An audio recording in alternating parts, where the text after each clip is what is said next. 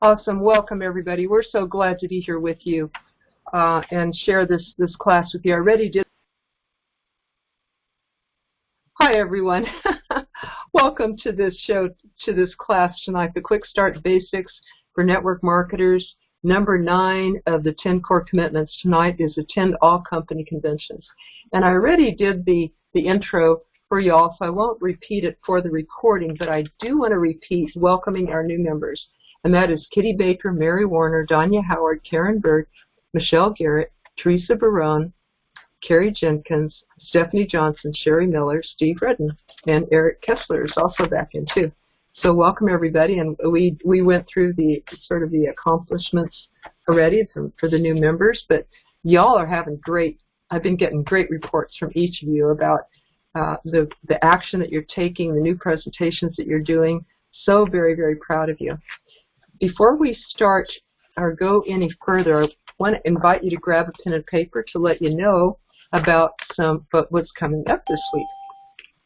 You may know that every Monday through Friday, every weekday at noon Eastern Time, Jeff and I get on and teach the MLM Lunchtime Leadership Show. And what we do is we teach one of the 21 Laws of Leadership by John Maxwell. It's from a book, The 21 Irrefutable Laws of Leadership. And most of you are members of that Facebook group, and you've got the free ebook that you could follow along if you want to. So if you haven't yet, you can go to that Facebook group and join the MLM Lunchtime Leadership Show. And there you can scroll down, you can see all the replays from the past ones. You can hop on the show there. You can get the free ebook. When you join, you can request to get a free ebook emailed to you. So, and also it's a great show to bring friends, new people, team members, because leadership is the skill that you need after you learn how to sell your product and service and then train other distributors to do that. Leadership is the next step to build a real big team and the residual income. So every day, every weekday, we take one of those 21 irrefutable laws. And Monday, tomorrow, is the law of magnetism. You attract who you are. And John Maxwell wrote this book and 80 other books, and he says that you need all the 21 laws. They can each stand alone, but you need to know these 21 laws if you're going to be the best leader, because ignorance is not a reason for, you still suffer the consequences if you break the laws or don't follow them. You suffer it in less business or less followers, or you wonder why your leadership's not working. So we love, most of our class members are hopping on there and joining, and we're getting rave reviews. Some people say they wouldn't miss it. Adrian, right? You say you wouldn't miss it anymore than you miss your vitamins, your daily vitamins. So Adrian and David and a whole lot of the people on here are regular attendees of that show, so you'll see your fellow members there. So we certainly invite you. All you have to do, though, don't worry about the Facebook group if you're already in it. Just go to Jeff's page, Jeff Gamble's page, Jeffrey David Gamble, and there you'll find the discussion. You can join there. Also on Tuesday, Jeff and I also teach an aspect of network marketing once a week, and that's 3 p.m. Eastern Time every Tuesday. Tuesday, 3 p.m. Eastern Time. And this coming Tuesday, the topic is how to get business from a networking group. So if you're a network marketer in a networking group, how do you get business from that? You know, what do you say in there to optimize? And what do you not say? So that's another good one to come on. It's open to the public for everybody. It's a good one to invite friends or team members to as well. And then on Wednesday night, we have our Leadership University. That is an inner circle within this school. There's a certain inner group of the members that you see around you now that are in the Leadership University. That's on Wednesday nights, also at 9 p.m. Eastern Time, also recorded, and also we have open coaching afterward. And what we do in there is we take that leadership to an advanced level. That leadership training, it's an advanced class. And every month we cover one, we study and discuss and learn from one of the books by John Maxwell. Remember, he wrote about 80 that Jeff identified the top dozen or so that we're going to cover this year. And so every month we take one. And this month in February is this book I'm holding up, if you can read it. Let's see. It's Put Your Dream to the Test by John Maxwell. And last Wednesday we covered chapters 1 and 2, which was, is my dream really my dream? And do I clearly see my dream? So this week, this Wednesday's chapters 3, am I depending on factors within my control to achieve my dream? That's the reality question. And then the passion question, also chapter 4. Does my dream compel me to follow it? So those are the deep diving that we're doing into goal setting via dreams and making sure that you're following your dream and not someone else's and making sure it's clear and that you can manifest it. So we invite you to that. For those, there is a discount for the folks who are in this class, for that class. Everybody in the school gets a discount to that Leadership University, and if you're interested, just private message me, and I'll get you information about that. Also, we have coming up a very wonderful event in Chicago on May 3rd to 5th. Some of the people out here have already bought tickets to that. Liz Dickerson and her husband Mark were the first people to buy a ticket, an online ticket to that event. So if you're going to be in that area at that time, this would really be wonderful to pop in. This is called the Leadership Weekend Summit. And this is heavy on John Maxwell and the leadership that we've been talking about. So you can attend in person or online. And Jeff and I will be there speaking and other wonderful guest speakers. It's going to be 3 days, Friday, Saturday, and Sunday. And it's going to cover the DISC, the 4 personalities, D-I-S-C, so that you can understand people's languages.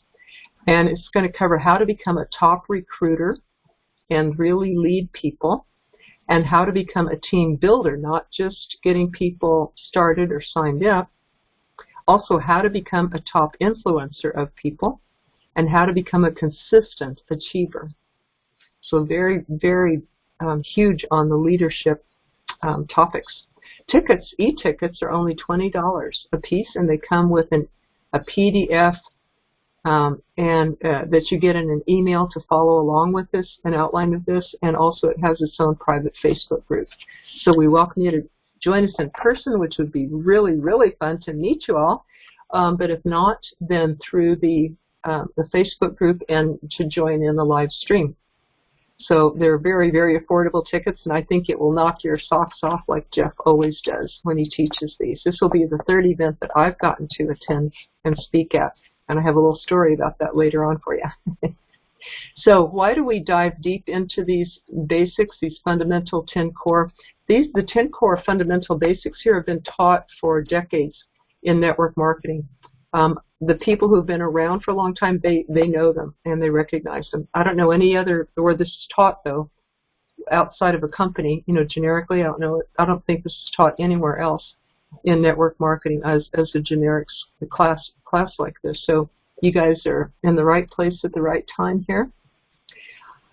The deeper that you learn them, the better. Just like a plant or a tree, the deeper the roots, the stronger the tree, and the more it ends up producing. And so we encourage you to keep attending these classes until you could teach them. And then when you do, teach them to your team or invite your team to come along. But repetition is the mother of all skills. And I know every time I attend one of these, I'm taking notes and I'm getting a deeper and deeper layer. Keep track of the ones that you attend, because we have certificate levels for these classes. When you've completed all 10 of the classes that you watch or that you watch the replay for, that you attend live or that you watch the replay for, please message me so that I can get you a certificate saying that. And we have 4 levels of those certificates. So in other words, we're encouraging you to go through it once, and then 2nd time, and 3rd time, and 4th time, again, until you could teach it. After the show, after the class, we turn off the recording, and that will be a time to ask questions Or we also will call on you to see what was your best takeaway that you got from today. So you may want to make a note of that so that when the class is over, we can call on you and say, well, what was your best takeaway? And once we've done that, then we'll also see who has questions or insights or tips to share too. The 10 core commitments that we're doing number 9 tonight, the 10 core is getting started right, be here a year from now, personal development, market daily, present daily, attend a weekly presentation, attend a weekly core training, which you're doing right now, attend a monthly regional, attend all company conventions, which is the one we're doing tonight, and have a monthly action plan. So this includes both the mindset and the skills. For those who are new tonight, I would like to do a little introduction of Jeff and me, because maybe you don't know all this, but Jeff personally recruited over 500 people frontline. That's a lot. So he's a good person to listen to, and he has distilled down these methods that I just loved and asked him to come and teach in the school that I had going on, and he did so graciously. Also found out that he's built teams of 2 teams of over 5,000 members each, and his teams have produced over $10 million in sales. Anyway, he has been around the block. And you can tell when he talks with the experience that he brings to the table and the confidence and everything. And the famous, always get a yes favor script, which is one of my favorite things I just love teaching in here, that many of you are already using. So we thank you for that, because Jeff has always wanted to distill it down to the most direct, efficient, best, easiest way for you guys to get through, to build your businesses as fast as you can. So never before has it been this easy, built on the shoulders of people who've gone before. And so I appreciate being able to teach something this wonderful to people. My story is I was also a full-time network marketer for years, helped me raise my son as a single mom, but had a big problem. I was real shy. So shy as a kid that I would hide out when company would come over. So how did I get over that? But I believe in my product and everything, so how did I get over that to end up going door to door, training people, speaking from stage, building a huge team, doing this full time? Well, I had to overcome my own fears. And I did that mostly by service, focusing on the people who needed me. And if I didn't get out there, they wouldn't get it. So that drove me to take the attention off myself and onto them. And now I help network marketers get past stuck places and have breakthroughs.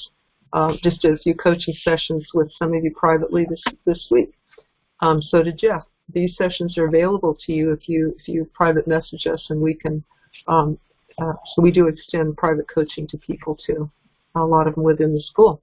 So Jeff and I met 4 years ago on Eric Worre's page. Eric Worre is called the #1 network marketing teacher in the world, and stayed in touch. Jeff was always so kind, edifying, supporting, and just kept dropping around a lot.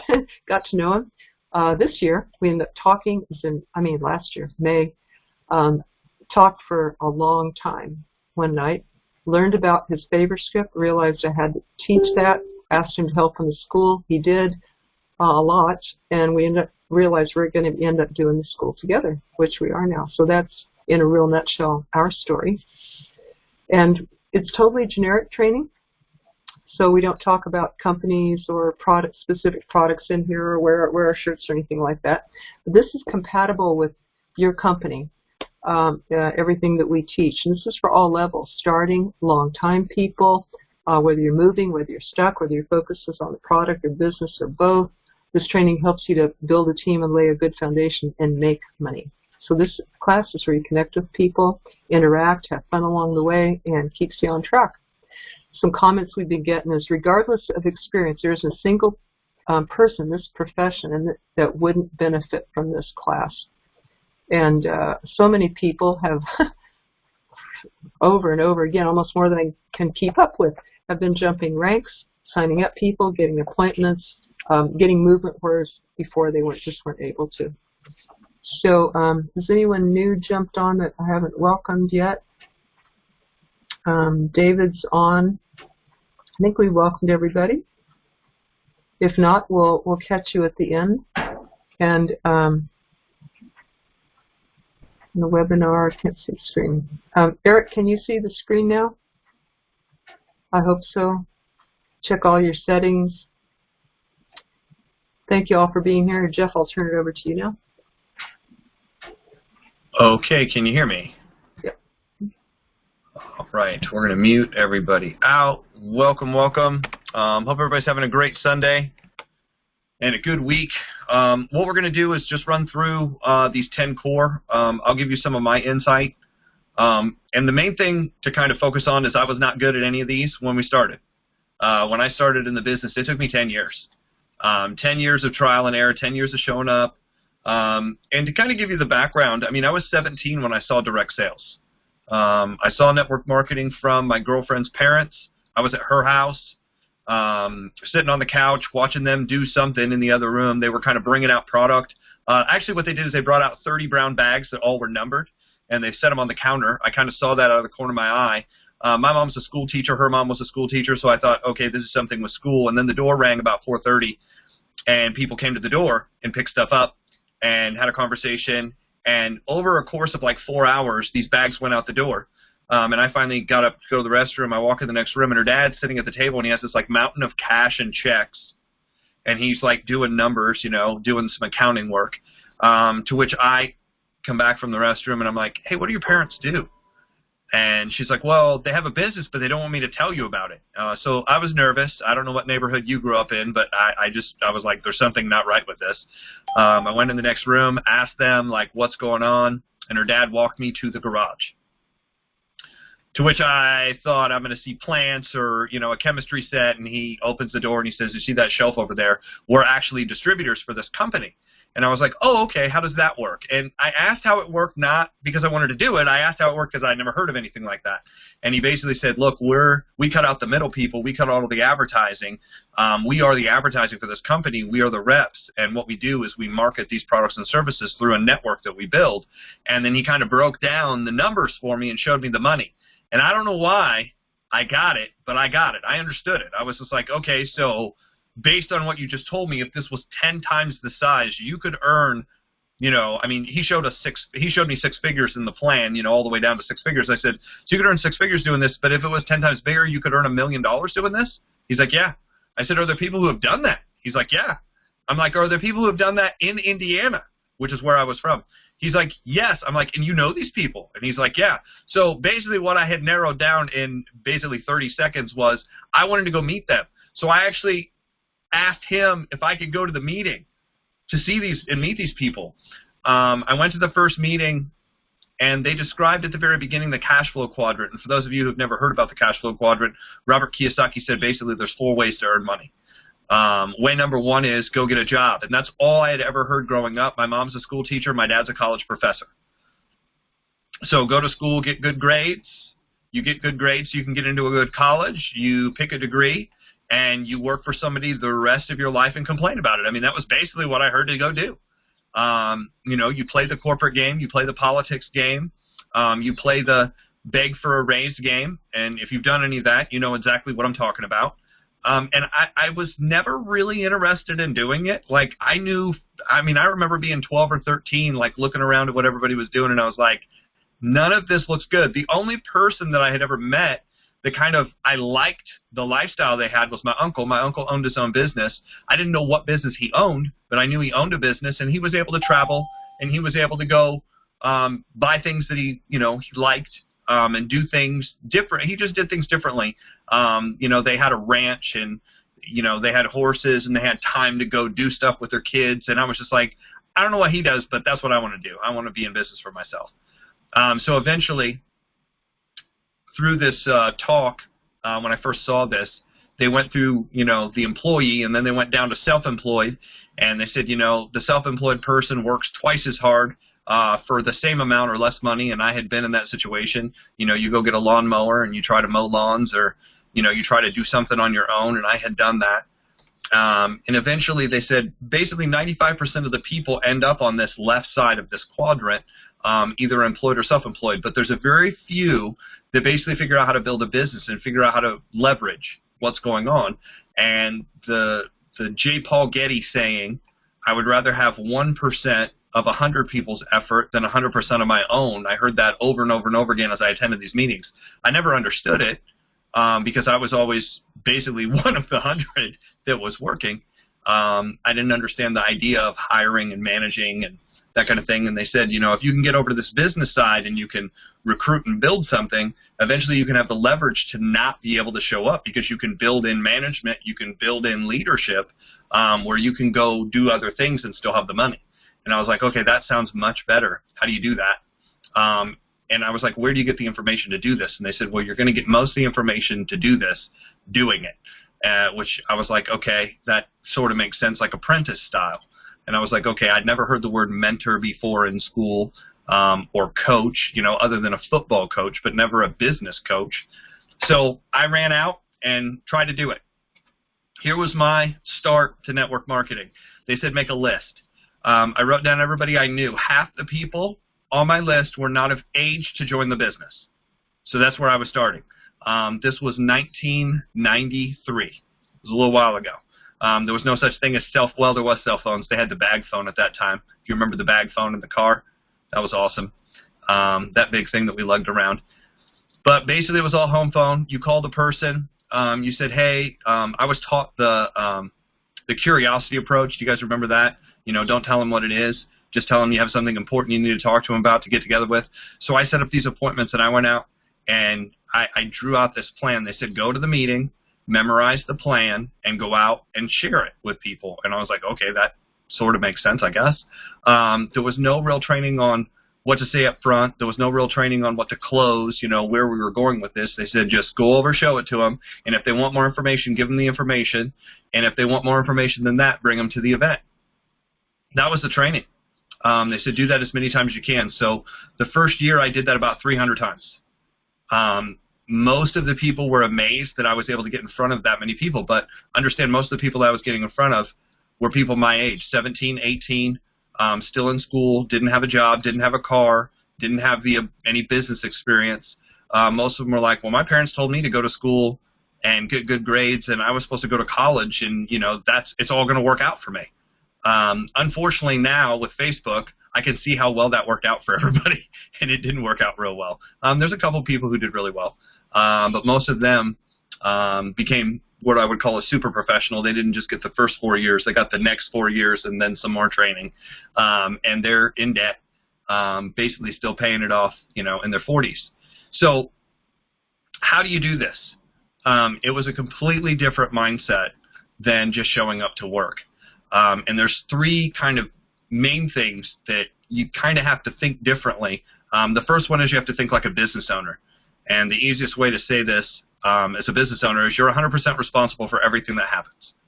And that's not normal inside a job, right? Normally inside a job, if something isn't working, you just call somebody else. You're like, hey, my computer isn't working, call somebody else. Hey, my process isn't working, call somebody else. Hey, the shipment didn't get here, call somebody else. I mean, there's always somebody else responsible. But when you get into business for yourself, you're 100% responsible, which that didn't make me happy at all, because I was really hoping somebody else would come in and do this for me. The second is you have to think like a networker. And to think like a networker, everything you do kind of has to have a process to it to be able to duplicate. And if it doesn't duplicate, then it won't move away from you. And if it doesn't move away from you, you don't get set free. What you do is you trap yourself, and that's not good. So what we want to do is we want to set up a business that's system dependent rather than you dependent. So that way you don't have to be so good. And I thought, well, that totally made sense because I wasn't that good. I didn't have the training. I didn't have the ability to speak in front of people. I actually failed English class. I actually failed. I got a D in speech class and then finally figured it out. And I was able to pass speech class because I sat next to somebody who was really smart. And they said, hey, if you score really high on the test, even if you horribly bomb the speeches, you'll still pass. And I was like, oh, that's an interesting way to look at it. So that's how I passed speech class. So think like a business owner, 100% responsibility. Think like a networker. Think duplication. And last is you have to think like a leader, which means you have to do it first before you ask anybody else to do it. Not only do you have to do it first, you have to prove that it works. You have to show others how it works to not have to do it. So what one of my mentors told me is he said, anything you don't like doing, go out and do it as fast as possible. He goes, the faster you do it, the faster you master it, the faster you're better at it, the least amount of time you're going to have to do it because you can teach others to do it. And I was like, okay. He goes, really? We just do the same thing over and over again. I heard many times, and I don't like this necessarily being said inside of direct sales or anywhere really, is you just need to find something you're 100% passionate about. And I think a lot of times people hear 100% passionate about it, that you're going to find something where you love everything about what you do. And I'm here to tell you, you will never love everything about this. And that's unfortunate. In fact, what I've found from super successful people is 50% of everything you do here, you will not like doing. It won't be fun. It won't be awesome. And that was depressing for me to figure out, because I was like, man, I was just hoping all this would work out and it'd be just fun to do, and, just like, eating tiramisu and drinking coffee. I mean, that's what I was hoping for. I was like, please give me a process where everything's just fun and easy and there's no real work to it because I'm just passionate about it. I mean, I was thinking that I was going to show up and find some process that was kind of like the burning bush, and the burning bush would light up and hand me this manual and everything I said would just work and there would be no, like, uncomfortable feeling towards it. But the reality is most of this was uncomfortable to figure out. But once I figured it out, it became really easy to do. It became so easy to do, then I got bored and I tried to make up other ways to do it, which is the second problem you'll have, is once you figure it out, is staying on the path of figuring it out and not adding to it, which is also difficult if you're creative and if you're ambitious, which most of you are if you're on this call. So here's the basics of doing this. The first thing is just getting started. Now, when I first got started, I made this big list. And I was taught differently than what I teach now. I was taught to make this huge list. I don't know if you've heard this. Make a list of every single person you know. Well, that was really intimidating to me because, first of all, I didn't know that many people. And I was like, really? And they got out the yellow pages back then. We used the yellow pages. And they started out with the A's and, who do you know who's an accountant? Who do you know who's an actuary? I didn't even know what that meant. And they went down this list, barbers and, anybody that works for Caterpillar, because Caterpillar was a construction company here in town, construction workers, and they went right through ABC all the way. And I made this huge list. I mean, I got about 300 people down, which was kind of impressive. But it took like 2 hours to sit through this exercise. And I was kind of burnt out, and I was like, okay, now what? And they said, well, who are the easiest people to talk to? I'm like, these idiots up here, these are my friends. They would get in front of anything, if I tell them there's pizza or something like that. And they said, well, you're going to have this home meeting, which I hated, So they said, well, invite these people over. So I tried that, and that did not work out real well. Anybody try the home meeting thing? That was awful. Didn't work. So eventually what I learned, the most simple process is to be able to call somebody and tell them what it is. And if they know exactly what it is, then they could refer me. And that's through this process of screwing this up. I eventually said, rather than trying to invite everybody over, rather than trying to get to everybody face to face, I'm going to start doing this just over the phone, because what I realized is that the easiest common denominator is to be able to text, Facebook message, whatever messenger system you have, ask for a favor. I want to share with you what I'm doing. So if you run into the right person, you can refer them to me. That allowed me to get the presentation in front of people. And when I figured that out, that really set me free in the business, because once I figured that out, I didn't really need anybody else to help me do it, right? Now it all came down to me. Am I going to ask people for a favor and share my opportunity with people? And I remember the first time I I set a goal for myself that I was going to share 15 people in a month. I'm like, this is going to be easy. I'm going to crush this. Day one, I'll have 15 people who will see this. Guess where I was at the end of day 5? Still trying to get somebody to see it, right? Because in the beginning, before I came up with this always get a yes technique, I hyped myself up, and I was telling them too much up front. I was like, oh, I'm really excited about this business opportunity. I'm really excited about this home-based opportunity. I'm really excited about, and the fact that I was excited was weird, because I normally wasn't the excited person calling.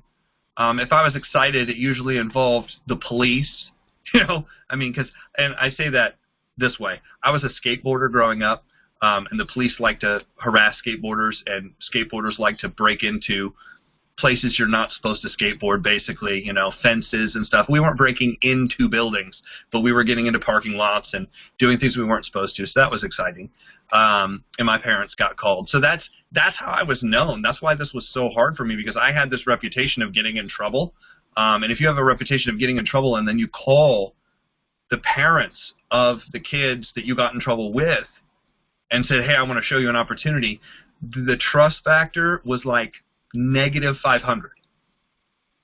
So people kind of patted me on the back and said, congratulations, we're really happy for you. Some of them tried to talk me out of it instantly. I heard all of the negatives. Nobody makes it in that doesn't make any sense. That there's only one person. They pay people to get to the top, and everybody else just struggles. And I heard all this different stuff. And funny enough, I heard the same thing when I went into real estate. They're like, oh, people don't make it in nobody makes it in real estate. I was like, well, then how is real estate an industry if nobody makes it in real estate? Like, where are all these signs from? Like, that doesn't make any sense. So I learned a lot of it was ignorance. A lot of it was fear. People were scared. And that's one thing that I love about direct sales is I was able to start part-time. So I worked, went to school, started this, eventually, showed that first 300, got nowhere, started researching how this worked, and I showed up negative, sat in the back of meetings, and it took me, I think it was somewhere around 7-8 years. I had been in a couple different companies. I had been in real estate, a mortgage company, and I had been in real estate, and then I was finally shared this opportunity, and I got in, and I said, rather than getting started the way that they're talking about, I'm going to do this the way that makes sense to me, the way that is duplicatable. And I said, do you guys have a presentation booklet? And they're like, yeah, and they had a brochure. It was like a flip book brochure. And I said, okay, show it to me. And they kind of went through it, and I was like, okay. I just decided that's what I was going to share with people. So I started working on this technique of saying, hey, do me a favor, I want to share with you what I'm doing outside of real estate, so if you run into anybody, you can refer them to me. And all of a sudden, it was just like I literally had people for the first time say, well, how do I get involved in that? And I was like, I mean, talk about dog ears. If you ever see, like, you walk by the pet store and their ears perk up and they kind of turn their head sideways. That's what I looked like. I was just stunned. I mean, I know several times they're like, I think I want to get started in this, and I almost tried to talk them out of it. I was like, are you sure? I mean, you haven't even been to a meeting yet, because I was like, there's supposed to be this process that you're supposed to go through, and these people were just like ready, and I could not understand why they were ready, and it was because the way that it was shown to them, they saw it. So I wasn't selling them, I wasn't trying to close them, they were wanting to join, which was such a different process. And I liked it because it was relaxed. I liked it because it wasn't salesy. I liked it because I was very upfront. There was no deceit in trying to get in front of them. I wasn't telling them something that it wasn't. And people just liked the information. So that's how I started getting people started, is I learned from this guy, Tim, and he's like, just have them make a list of 10 names. Just share the opportunity with 10 people. Do me a favor, I want to share this with you, so if you run into anybody, you can refer them to me. And people are like, okay, no problem. So what I challenge everybody to do is, if you haven't gotten started, that's the way to start. Make your list of 10. Go out and contact 10 people, do me a favor, and just share the basics with people. That's how you're going to get started. Now, if you get anybody else started, I do the agent profile first, and then I'll do this process with them. But I can share, can you do me a favor really quick? That's simple and easy. And then if you don't have a flip book in your company, I can share with you, what needs to be in it. It's just basically 5 categories that we share with people, about 5 things in each category. And it's literally a repeat of the same information over and over and over again. And as you repeat it over and over and over again, it gets easier and simpler, and you'll connect more of the dots. It'll start to flow. And I went from being bad to being too good, and then I had to kind of dial it back a little bit. And I literally just read it to people over and over and over again. And people, I would have the information ready. I'd be like, so, this is what we do, this is how we do it. So if you run into anybody, this is the key thing at the end. So if you run into anybody, I just want the referral. This is who I'm looking for. I appreciate for you listening.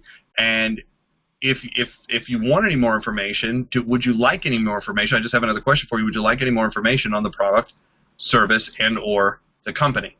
And when I started doing that, people were like, they would have sometimes they'd have questions right away. Sometimes they'd say, hey, I want the information. And what I learned was, if they wanted information, they were interested. And I was like, it just became easy. So the name of the game here is, whoever shows the opportunity the most wins. Why do you win? Because you end up with the most referrals. You end up with the most customers. You end up with the most reps.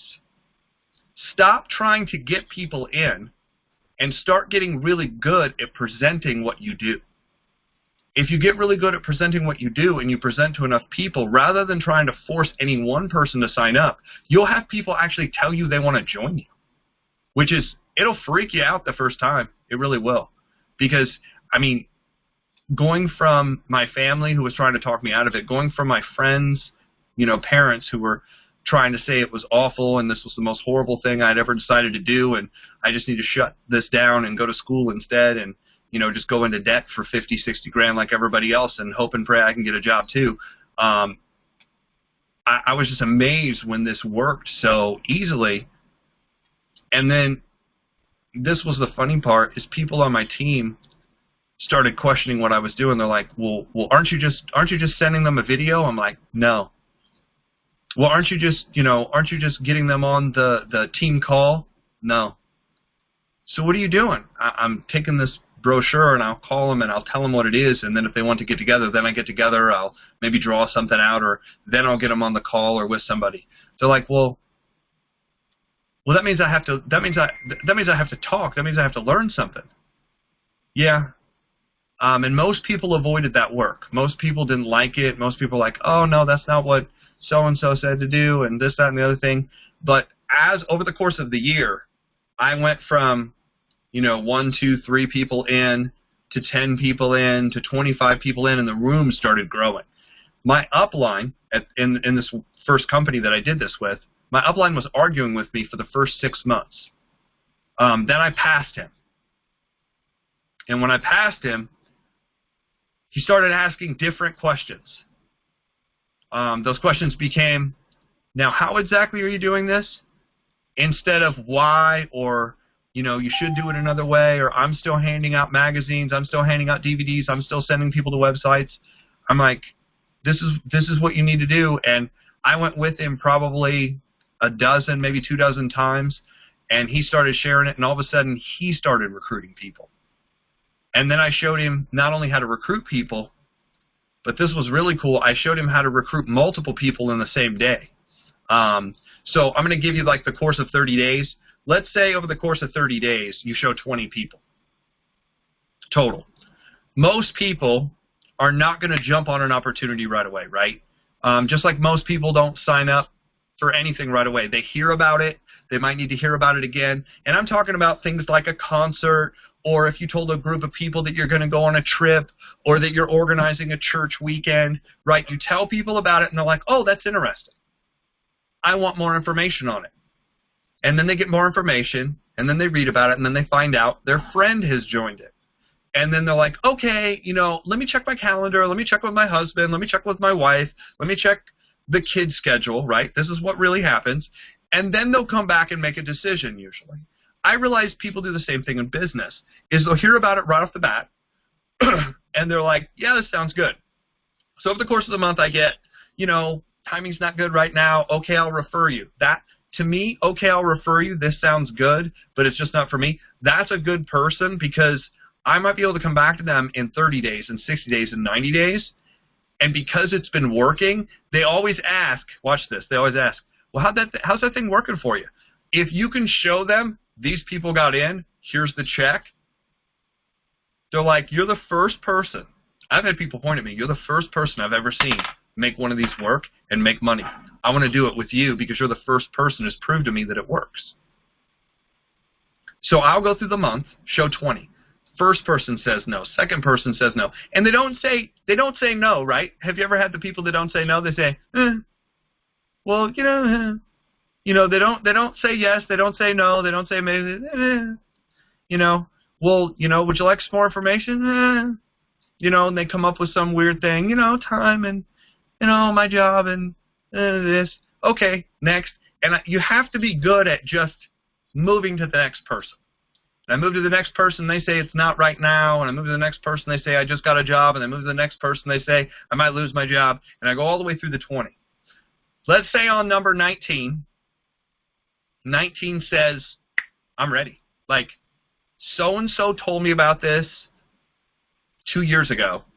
Because I don't know if you've ever run into somebody who's seen it from somebody else. It's like, so-and-so told me about this 2 years ago. They never followed up. I was kind of interested then, but timing wasn't. But right now, I want to do this. Like, I'm ready. What do I do? I'm ready to get in. What do I do?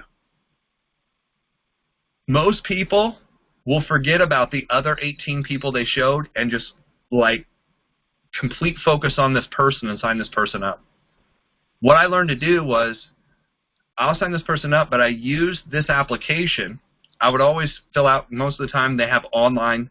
You can sign people up online. In some companies you can place them later. If you're not in a company where you can place them later, find a paper application that you can sign people up with. Say, we're going to sign this. And then I go back to the very first person, and I would say this. I would say, I know you told me that you'd refer me, but I just want to let you know I just signed up a good friend of mine. Their occupation is this. Their motivation level is this. Their ability to do this is this. And I think they're going to do something with this. I just wanted to give you kind of first right of refusal. I will put this person on your team if you're ready to sign up right now. You don't have to. I just wanted to offer. And the first person's like, I was thinking, and they just can't decide. I said, well, I need to put this person in the system in 24 hours. So if you decide, great, I just want to let you know. The next person I tell. And they're like, you're really going to put this person underneath me? Yes. Do you think they're going to do it? I'm like, they have all the ability to. They said they wanted to do something with it. I mean, I'd rather put them under you because I showed it to you first. Okay, I'll do it. So what do I have to do? I mean, do I have to show up to meetings? No. Do I have to travel anywhere? No. Do I have to order every single month? Well, I mean, it'd be smart to be on, but I mean, you don't have to. I mean, I'm just saying you just get the position. Okay, I'll do it. And they get in. Now they have one person. Now I have 2 applications. I go to the next person. I said, look, I have these 2 applications I can put underneath you. I'll go back through the 18. My record in doing this is I've been able to sign up, I think it's either 8 or 9 in one day. I took one application. I went back through like 50 or 60 people, and this was in a 24-hour period of time. Hey, I have this person. Hey, I have this person. Once I had 2, hey, I've got 2 people to put in. Hey, I've got 3 people. Hey, I've got 4 people. Hey, I've got 5 people. I think it was 8. My sponsor did 6 in one day. I mean, like, he couldn't believe it. It took him 2 years to sponsor 6 people. 6 months later, me teaching him this, he sponsored 6 in one day. When all of a sudden there's 6 new people in, your belief level, your excitement level, your volume, of course, goes up. But also the belief, what you're doing is you raise the belief of everybody else around you, where now everybody believes this will work. Everybody believes this can take place from them. We're getting a lot of messages here. I want to once Donya's still trying over a few minutes also. Okay, the audio cuts in and out. Okay, might be a connection thing. So this is kind of how that was advanced training, obviously, but this is basically how it's happening. Yeah, the weather probably doesn't help either. So this is some advanced training on how I went through the reason why 2 things. The reason why you want to present and the reason why you want to track who you presented to. Like, I did a notebook. I have a notebook every single month. This is my notebook. And every single month I write in, I've got my list right up front of the people that I show every single month. And I have these going back 10 years. So that way, every single month, I write 1 through 30, 1 through 40, what I want to hit every month. Because we're in a marketing business. What do? We market to people. We don't mass market to people. See, a lot of people think marketing, and they're like, oh, I need a Facebook ad, or I need a billboard, or I need a magazine cover, or I need flyers. No, this is one-on-one marketing. That's where this is powerful. And if you want to really look at the numbers, if you go to the Direct Sales Association's website, the Direct Sales Association's websites gave me these numbers. Like, I knew it in my head after I looked at everything, but this really gave it to me. This comes from 2016. So it's a couple years old, but this is from the DSA.org, Direct Sales Association. It's an organization of all the companies out there. And it said in the United States, 72% of people see the business on a one-on-one basis. No, I'm sorry, not see it. Get in. These are the people who get in. Sign up. 72% get in on a one-on-one basis. When I saw that, I was like, man, that totally makes sense to me, because out of all the people that have ever signed up, the majority of the people I've ever signed up sign up one-on-one. 21% sign up at a party. Now, this was another interesting thing that I finally went on and read. The definition of a party to the DSA was 3 people or more. I always heard party, and I always heard about these events where people had like 25 people at their house, and I was always depressed because I was like, I was never able to get 21 people at my house unless somebody called the FBI and said that I had done something wrong.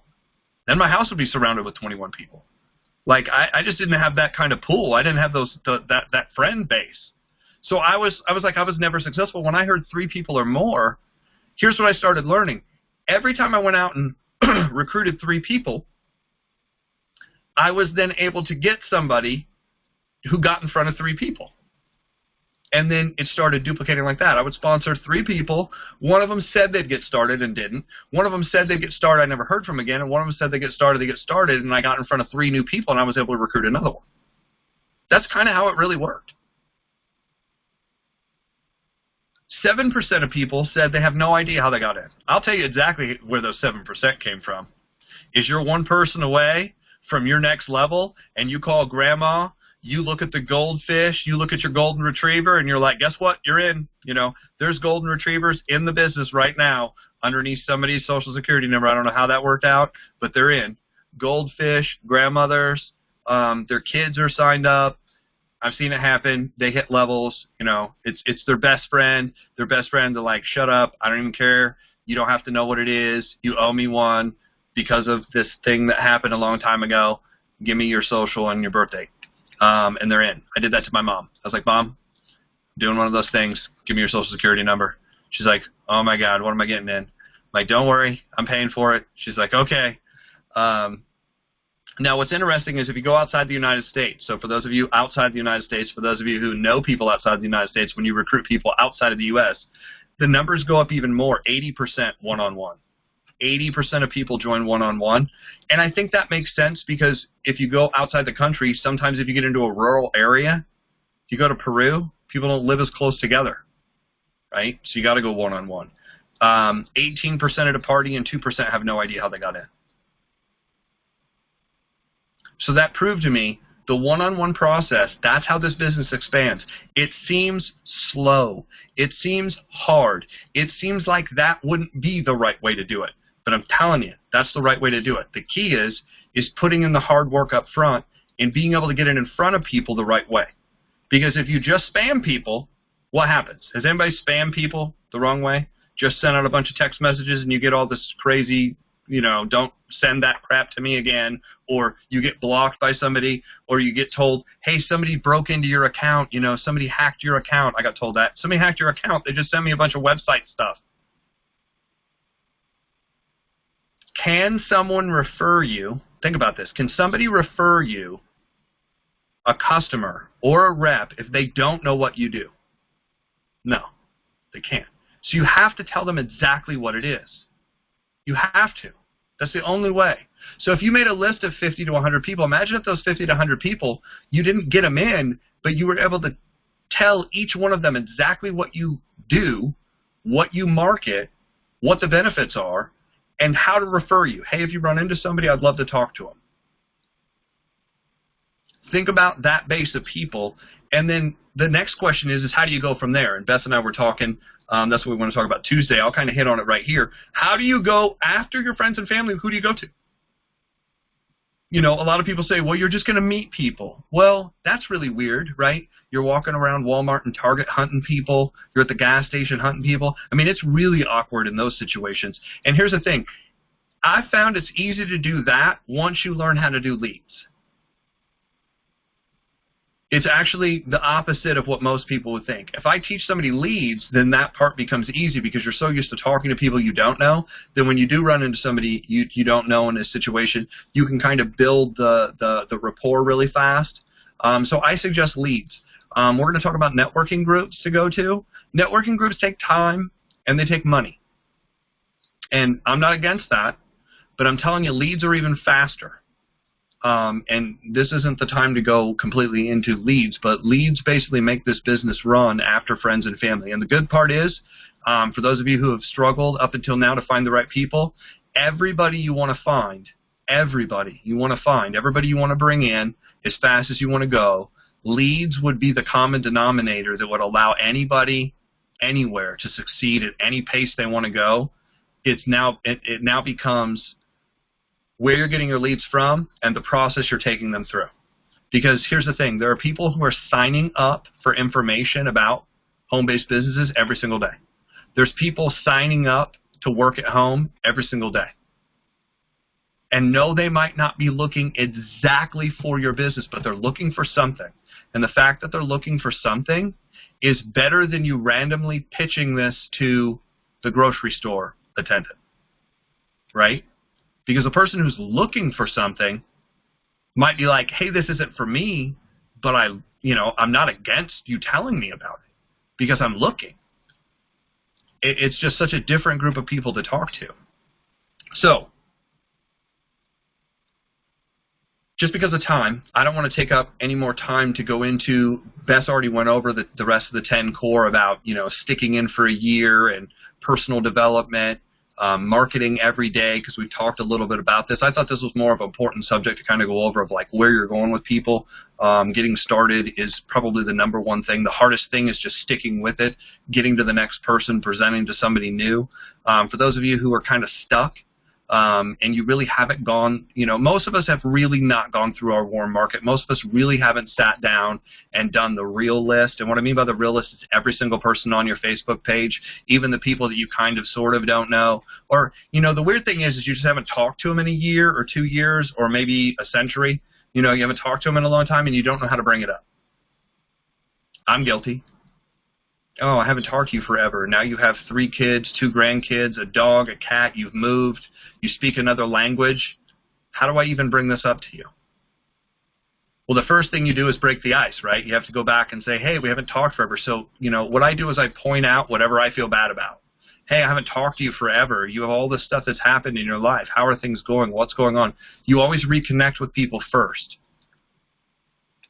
Once I reconnect with somebody and they'll respond back and say, yeah, that's what's going on.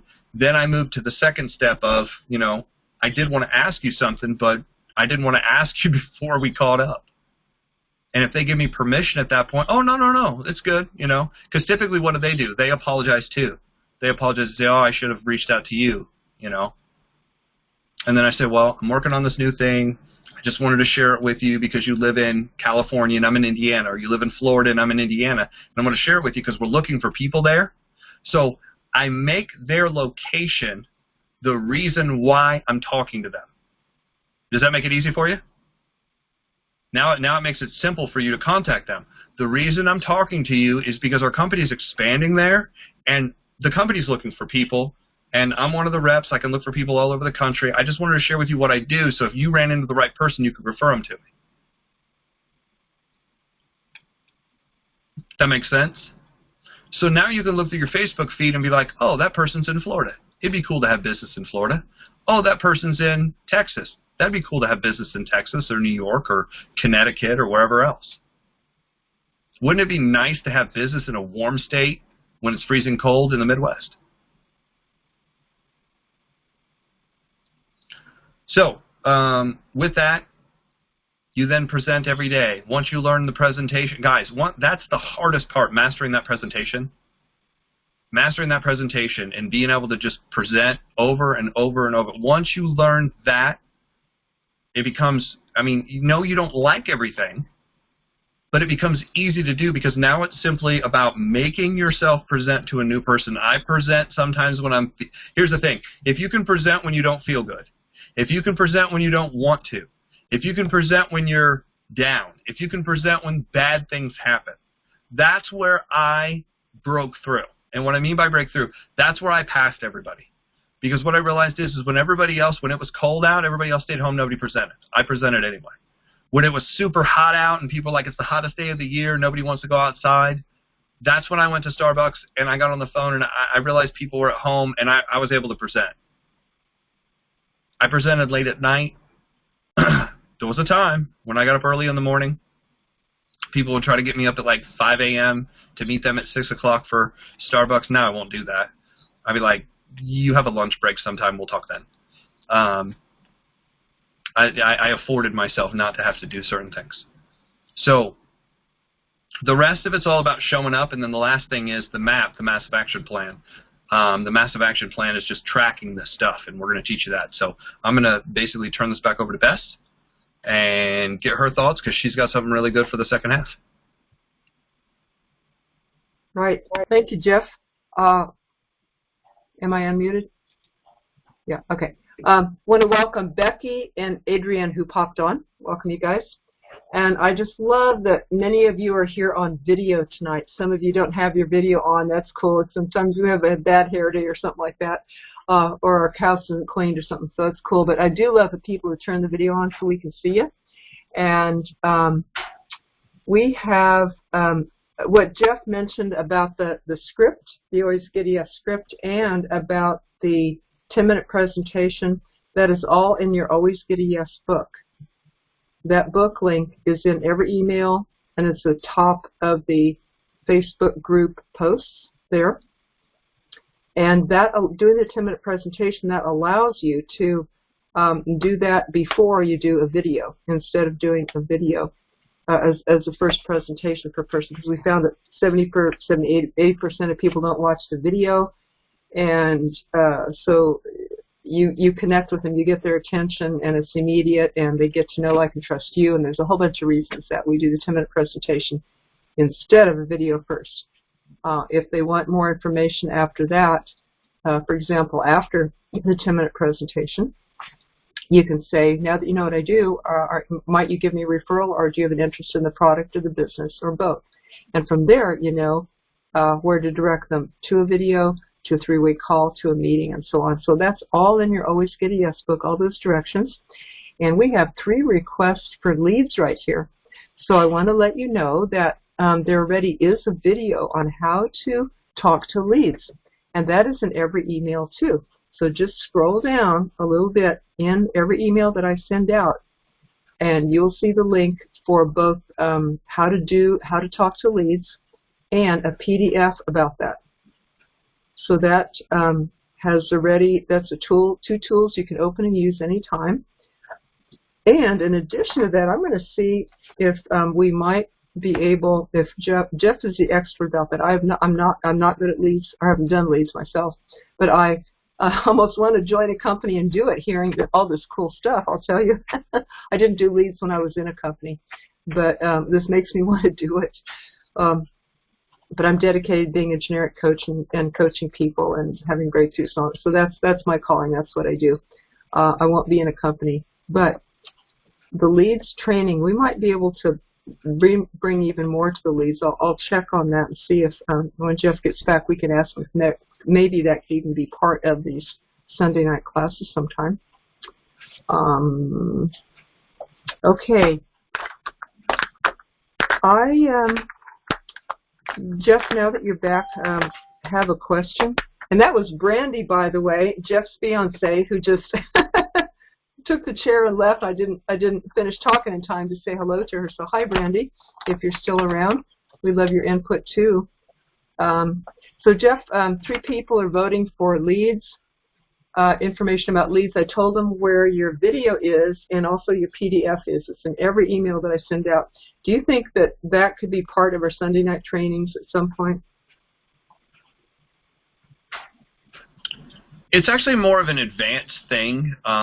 It's not really built for this, but we could always do like maybe a Saturday mastermind or something on leads, you know, if people want to know about that. That way, because a lot of it has to do with questions. People are like, how, where, what if, a lot of situational things, I live in, where do I go get them, where should I target? There's a lot of those type of questions, and sometimes if I just give, here's what to do, there's all these 12 questions that you have outside of that it'd just be good to do in more of a mastermind setting. Cool. Okay. So meanwhile, you guys can get a head start by checking out that video that Jeff made already about leads, and also check out his PDF, which guides you through it. And I want to welcome Lisa, who just popped on. I do want to talk about getting to events and a story that I have around that, some mindset that I have around that. Is this a good time, Jeff, or would you like to address the other? This is good. Okay, just go for it. Okay. So this week is attend all company conventions. There's reasons for that. You get to be in touch with your company's information that they send out. You get to meet other distributors. You get to boost your batteries again. You get the social validation. It's a perfect place to bring new recruits because they see all these hundreds of thousands of people in the company.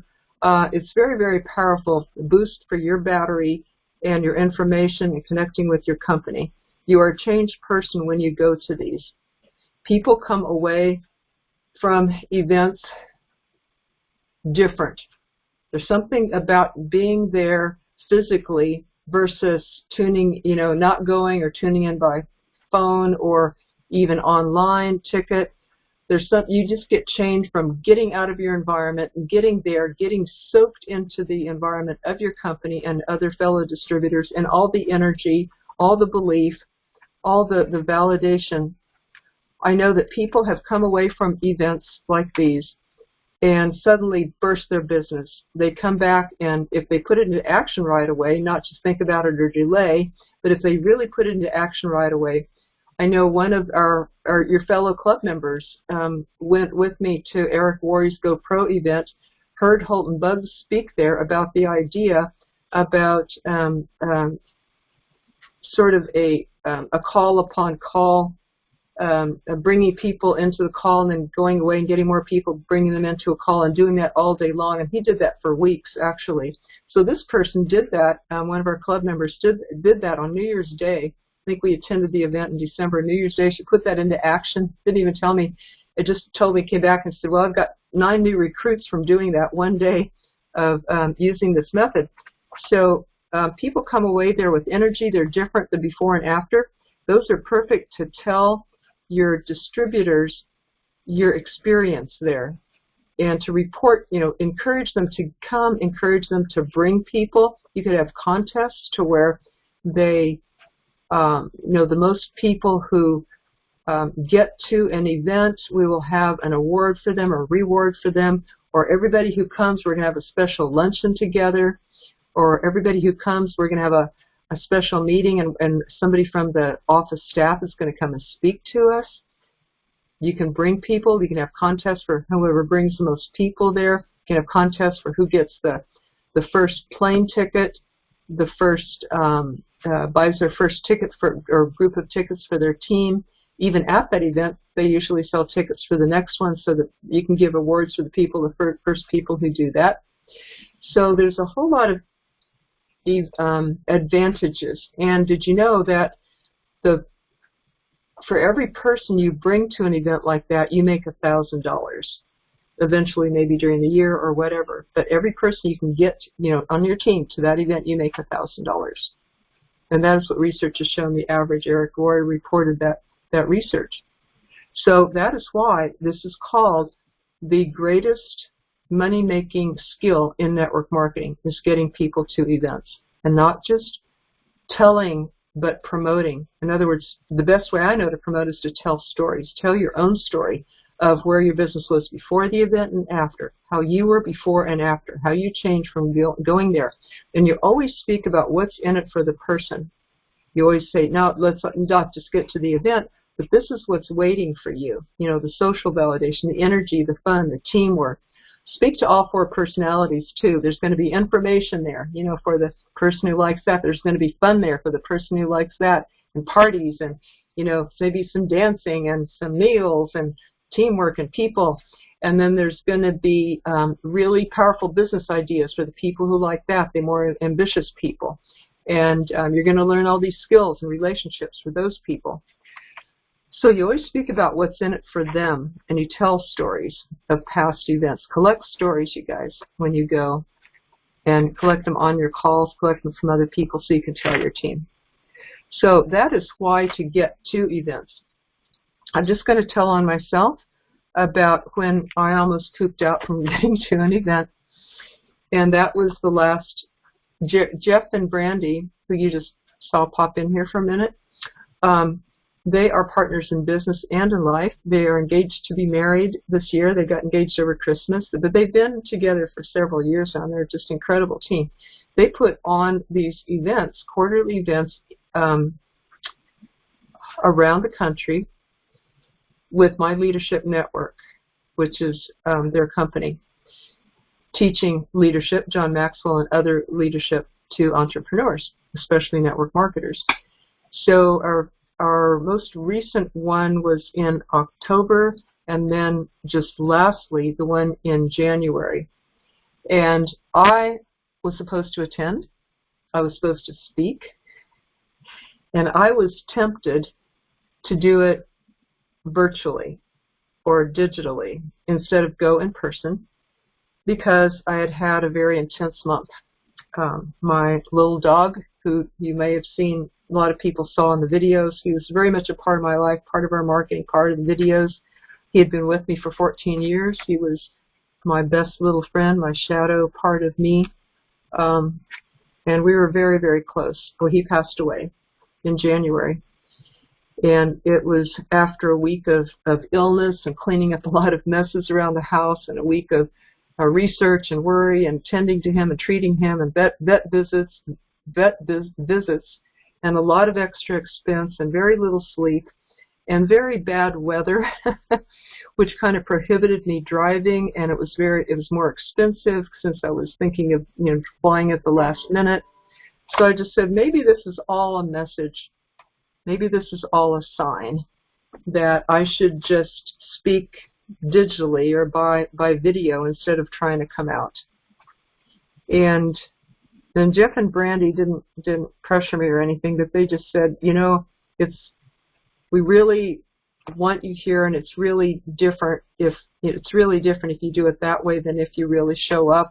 And we want to be an example to people that we're going to be here through hell or high water, through anything that comes, through our commitment is our commitment, and I had committed to speak there, and I just knew that I had to go.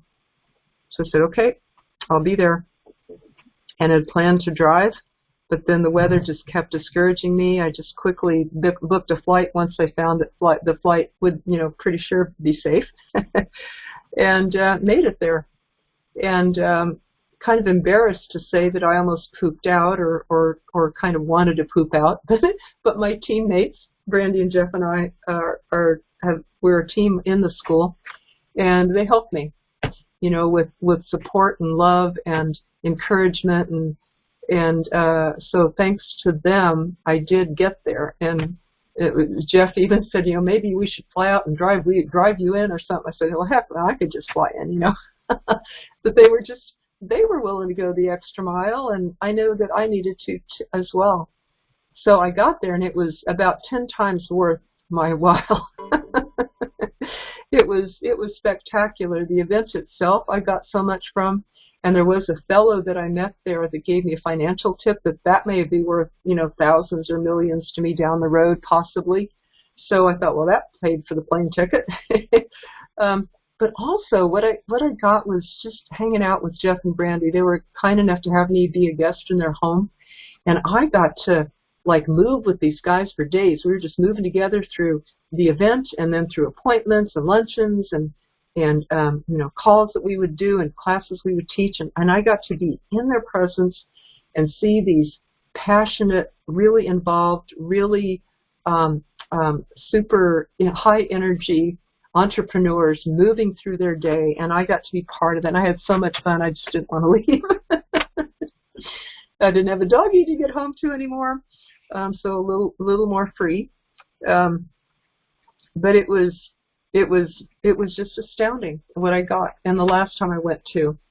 So we hope that you can make it to these. If not, we of course there's situations where you should attend online perhaps. But we will be there with bells on, and we certainly invite you to as well. I did some journaling today about commitment, because I think that fits here in this class, the ninth one of attending all company conventions. And I wanted to share a bit with you about the mindset about commitment. I realize I have a ways to go. I wish I would have said, hey, I'll find a way, I'll be there, but I didn't. I'm human, and I thought maybe just this time it warrants me not attending in person. And I've looked at myself really the last week or two, and I see a lot of human stuff. I see that leadership is not a given, it's not automatic, and it's not easy. In the MLM Lunchtime Leadership Show group, Facebook group, for that group, I posted a question, when is leadership hard? And different people said different things. And Jeff posted, well, kind of always is hard. I thought, oh yeah, I like that, because it means that we are human, and that any attempt at leadership or building a team has got to be intentional. The unintentional stuff will just take us along for a ride, and we won't be doing anything. We won't be getting to conventions. We won't be getting to the weekly presentation. We won't be getting to the weekly core training like this is. And not only getting to events, but doing the presentations every day and tracking whatever you decide for yourself, 2, 5, or whatever that you decide. Human nature will get us away from that, slide us away from that, rationalize, and say, oh, but tonight I'm tired, or tonight there's this good show on, or tonight my husband wants me to do this with him. And so the easy way is to go with the flow that wants to carry us away from our business. That's what will naturally happen, and that is a human part of us. It is the intentional part, like lifting weights and gaining muscle against that resistance that you lift the weight. It is that intention that I am going to be stronger today because I'm going to work against the resistance, against the temptation, against going to sleep, against being human, against being selfish, because that is my thing. I wrote out a list of things this morning that I feel fine sharing with you. It looks a little vulnerable, but I see in myself selfishness that I want to turn into working for the good of the whole. I see in myself focusing on just me that I want to turn into working for the team. I see in myself a tendency to just do what it takes to get by instead of creating more and greater. And I see a tendency that sometimes I feel like, oh, well, I'm entitled to be an exception to the rule. I don't have to follow the rules. I'm kind of a rebel, I want to work outside the structure and outside what people generally do. But that puts me outside the team that I'm trying to work with. And rather than be a rebel and sort of say, well, I'm going to leave because, it's not playing my way, maybe I can get in there and I can improve things.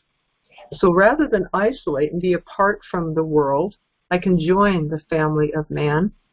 Rather than work as little as possible, getting as much for as little work as possible, maybe I can go the extra mile and give more than I'm getting. Instead of just thinking for me and my family, maybe I can think of, well, what would help the world? And what would help the world after I'm gone and leave a legacy? These are stretching my mind. This is where I've come from. When I hear people like Grant Cardone and other people, I listen to videos, and Grant is focused on something big, and he says, being poor and just getting by and being, I'm okay as I am. That's selfish. It's not well, you're just thinking of just yourself. When if you make more money or affect more people, you can do a lot more than most of us probably can do, a lot more than we have been. And that's what I want to grow. I want to get bigger and greater, rather than just being comfortable or hiding away or being by myself. I'm going to stretch myself and speak and travel more, which I haven't been so keen to do. So it's my future, it's my destiny. I'm going to have to face some uncomfortable stuff. But our current mental state, whatever that is, has produced our life that we have now. If we want change to change part of that, then we must recognize and change the mental state. But we get scared that we're going to lose something that we're familiar with. We already know what that's like, so we hang on to it because even if it's painful, it's still familiar. And so it takes courage and trust to climb up the ladder. If we're going to go to the next rung, we have to let go of the last one, don't we? Even if it was familiar, even if it was nice, maybe there's a greater one. And are we willing to have the courage and the trust to go for that greater one? And you've seen that cartoon, right, where they say, who wants change? Everybody has their hand up. And then he says, who wants to change? And nobody has their hand up. Because it's scary. But just remember, there's only one. Life, if we don't move, if we don't change ourselves, life will give us a boot in the butt and it will kick us along. So remember, there's only the only thing you can really count on in life is change, except from a vending machine. Joke. So life is always in motion. We might as well roll with it because I've heard that the only pain is resistance to change, resistance to the flow of life. It's going to roll along. It's going to shift. You know, if you have a pet, that pet's going to die. You're going to have to let go of it, or loved ones, or it's just like that. But I think that I've experienced that every single change brings a gift with it. So life is always reaching for growth. And I grew because of my dogs passing away. I grew because of that, in compassion and commitment. My commitment is now deeper. My compassion for people is better. My commitment to you all is deeper because my dog passed away, believe it or not, because I've experienced pain with that, and I know how precious now that life is. And his passing reminded me in a way that I'm going to pass pretty soon. You know, comparatively, it's going to go real fast. And what am I going to do with this life before I go? I want to help as many people as I can to better their lives. So I better get on it. I better be doing the best I can every day to bring this stuff to you. So life is all about growth. And here's a quote. Your responsibility is to provide a specific center around which the divine energies can play. Your responsibility is to provide a specific center around which the divine energies can play. Isn't that cool? And guess what? There's only one you, and there's only one person who can do it just the way that you do, and reached out to the people that you do, because Donya's going to reach out to different people, Kitty's going to reach out to certain people, and that you're needed in the whole big scheme of things. And just remember that you're unique, just like everyone else. That's a joke too. So stepping up to significance, it said that when you work for your own success, that's for you, that's success. But when you contribute to others, that's significance, and that takes a step up. That's the difference. Work to make a difference instead of making a buck. Robert Kiyosaki says your job is not to make money, but to solve people's problems. And you will make money in the process of doing that, but only if you're not really focused on it. So it's interesting. So here's 3 tips to leave you with. Realize that life is love, justice, and health. And it's always trying to give you these things if you will cooperate. Quit thinking, number 2, quit thinking that life should be easy. Quit trying to pray away every difficulty or thinking every difficulty is a mistake or praying that problems will go away, but embrace the lesson and the gift in it. And 3, watch out for negative emotions like resenting problems or being jealous of other people's success or resisting good instruction. The creative process, contact that creative process to help you through the problems. So, let's see, we have someone new jumped on. Not sure about a name, but I'll turn it back over to Jeff at this time. Awesome. Can you hear me? Okay, guys, just to wrap up, when it comes to, attending events, The thing is you always know the events are coming. The biggest struggle that I've seen is once you've decided to make the commitment that you're going to everything, that you're 100% sold out to what you're doing. It takes 100% sold out to what you're doing to be able to bring people along. So if you're not already signed up, it's very hard to get others to sign up. It's almost like, a lot of people use the theory, well, they go to the fire and they're like, give me heat and I'll give you wood. It's kind of backwards. It works opposite. You have to put the wood in first. You have to use the kindling. You have to do all that. And then you have to make the experiences, the best possible that you can. And here's what's scary about it. If you've never gone, you have no perspective. If you've never gone, you have no insight. So your mind does the worst of it. You come up with all the reasons why you can't. Now, I think it's funny that about 80% of the people that I've ever sat down with say the number one reason why they get in direct sales and network marketing is so they can travel and go experience new things. And then we talk about going to an event in another state, in another city, and they're like, oh, no, I can't. I've got to work. I've it, I've got that. And I'm like, so basically your dream of what you want to do, which you'd be able to do if you went, you don't want to do. It was always funny to me until I understood the psychology behind it. Most people like to live in a comfort zone. They like to live in a comfort zone where nothing ever changes, where everything's the same. So anytime you go somewhere you don't know, creates fear. Anytime you're going to something you don't understand, it creates fear. And that fear usually gets the best of most people. It keeps them in the spot that they're at. What's crazy is literally people have traveled all the way around the world. People migrated from, the north across the Siberian, strait, into, what's known as North America.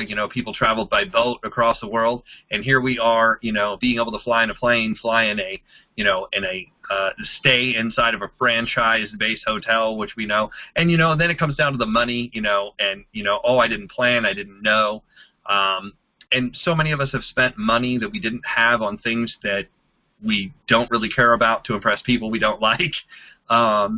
It just made sense to me that, if you're going to go into debt doing anything, I always went by this rule: go once. Go once. I will drive the point home to go once, but if you go once and it's not for you, okay, you won't hear from me again. But if you go once and you look at me in the end and say, hey, this wasn't worth it, why did you bring me? To date, I've never had anybody do that. I've never had anybody do that. They always went and said, this is not what I thought it was going to be. I'm appreciative that you did what you had to do to get me here. And there were all kinds of things that I helped people overcome. It seems like once you go and you understand what it's about, and the idea of building, here's the thing, it builds belief and it builds vision. And that's the two things that are missing. For most people to work harder, those are the two things. It's not the skill. They know how to show the plan more. They know how to present to more people. I mean, it's like presenting to one person or presenting to two people is more. People know that. People know 4 is more. People know 5 is more. They know that. But what's missing is the belief that it'll work for you. One of the things that I found was one of the strongest compelling things to get people to the bigger events is they would eventually connect with somebody that they're like, that person did it too. And that's what really meant the most. So that's what I have for, the big events, the association. Show me your friends, and I'll show you your future. One of my mentors says that a lot. Show me your friends, and I'll show you your future. The people you're hanging out with. If you want to build belief, if you want to build self-confidence, you have to get around physically the people who have it. You can't just listen to them on calls. You have to physically be around them. Even if it's only for a short time, a couple times a year, you will be 1,000% better off for doing it. And then the idea is you get others to do the same. It's a pain. It's babysitting. It's work to be able to constantly drive and push to these bigger events, but it's worth it in the end. I will tell you, it means the most. That's why I'm here doing what I'm doing. So with that, we're going to go ahead and shut off the recording, but we're going to open up the lines at this point. And what we always like to do is find out, what was your best takeaway from what you learned tonight? What was your best takeaway? What did you get tonight that, because this is a constant this is a constant learning of connecting the dots. Eventually, what my friend said is like there's 25 or 30 different combinations, and what you're trying to do is unlock the lock. And every single time you're on another call, it always seems like one of those things turns, and it opens one more to be able to open the lock and kind of set yourself free. So that's what we want to know. You know, what was your biggest takeaway? What did you get from tonight? And if you do have a question, we'd also like to know that. So we appreciate everybody for being on tonight. I'm going to go ahead and stop the recording. If you got to go, we totally understand. If you want to spend some time with us, ask some questions, talk with us, please stay around.